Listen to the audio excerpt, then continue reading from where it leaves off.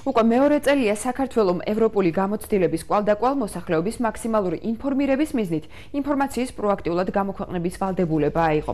2013 წელს მიღებული დადგენილების მიუხედავად ვალდებულება აჭარის მუნიციპალიტეტებში ნაწილობრივ ზოგ შემთხვევაში კი საერთოდ არ სრულდება.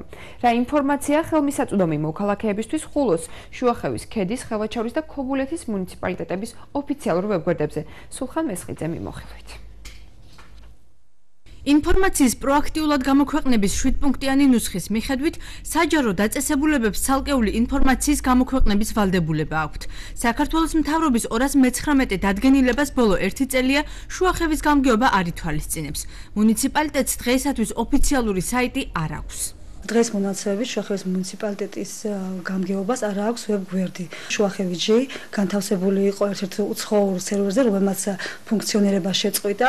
გამომდინარე აქედან შუახევის ვებგვერდი ახლო მომავალში განთავსდება ახალ სერვერზე. შუახევისაგან განსხვავებით ოფიციალური ვებგვერდი აქვს ხულოს მუნიციპალიტეტს.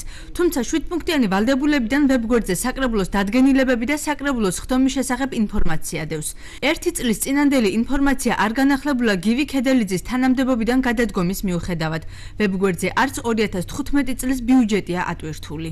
ეს ვებგვერდი ჩვენი გადასახედიდან არის საკმაოდ კარგ ფორმაში, ანუ ის ინფორმაცია რაც უნდა დაიდოს მუნიციპალიტეტის მიერ არის ზედ განთავსებული. ქედის გამგეობის საიტზე მუნიციპალიტეტის 2015 წლის ბიუჯეტის პროექტი მას შემდეგ ატვირთეს, რაც ჩვენ აღნიშნული თემით დავინტერესდით. უწყება ოფიციალურ ვებგვერდზე მიმდინარე აქტივობებს რეგულარულად ანთავსებს.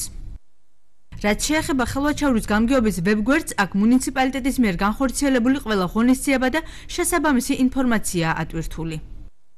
ქობულეთის მუნიციპალიტეტის საიტზე გამგეობისა და საკრებულოს აქტივობებია წარმოდგენილი. ვებგვერდზე მეტნაკლებად ყველა სავალდებულო ინფორმაციაა განთავსებული. საიტი ამ ეტაპზე სატესტო რეჟიმშია.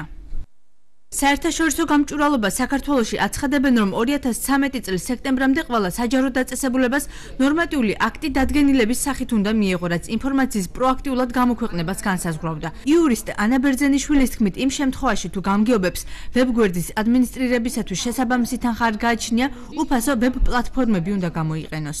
საჯარო დაწესებულებები ვალდებული იყვნენ 2013 წლის 1 სექტემბრამდე მიიღოთ ნორმატიული აქტი დადგენილების სახით, რომელიც განსაზღვრავდა ინფორმაციის გამოქვეყნებას პროაქტიულად, მათ შორის საჯარო ინფორმაციის გამოქვეყნების წესსა და სტანდარტებს, ასევე საჯარო ინფორმაციის მიღების წესსა და პირობებს. პროაქტიულად გამოქვეყნების შესახებ დადგენილება საქართველოს მთავრობამ 2013 წლის 26 აგვისტოს გამოსცა.